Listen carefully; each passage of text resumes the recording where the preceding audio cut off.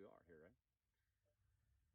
right? Hey, I'm Nick Frederking, Agrigold agronomist in Southern Illinois, bringing a status update to the corn crop here in Southern Illinois, highlight some of the diseases that we're starting to see and how we can use fungicides to combat these pathogens and also add some plant health benefits. So it's July 8th.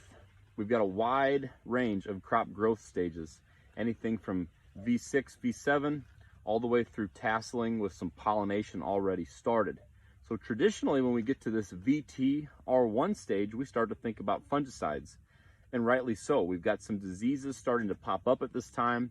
The plant itself is starting to focus more on that ear development and possibly gives up a little bit in terms of disease resistance. So we are noticing some diseases pop up here in the canopy.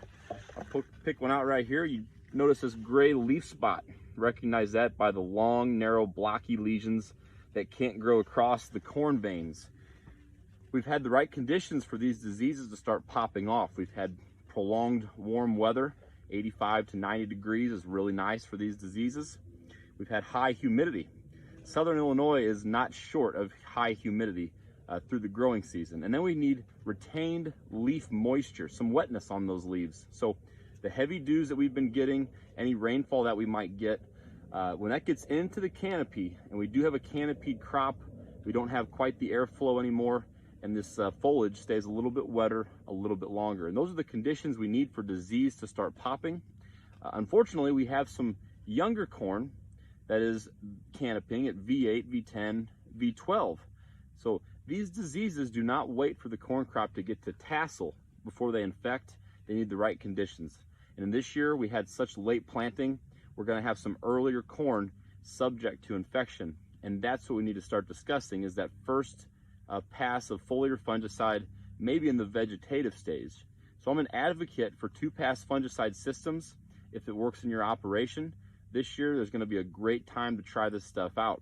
We want to capture and inhibit that disease progression before it has a chance to climb the canopy. In tassel, it's normal to have some disease. It's normal to see it progress a little bit.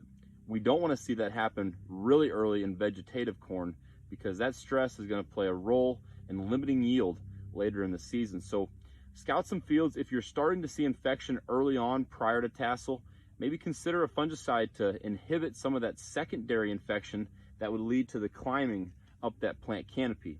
We want to protect primarily the ear leaf and above, but the more tissue that we can keep clean, the more photosynthetic area we have to produce sugars and fill that ear to full capacity. So if you have any questions about making fungicide applications early or late, or which active ingredients and multiple modes of action you should be using, please reach out to your local DSM or myself, and we'd be happy to help. Thanks.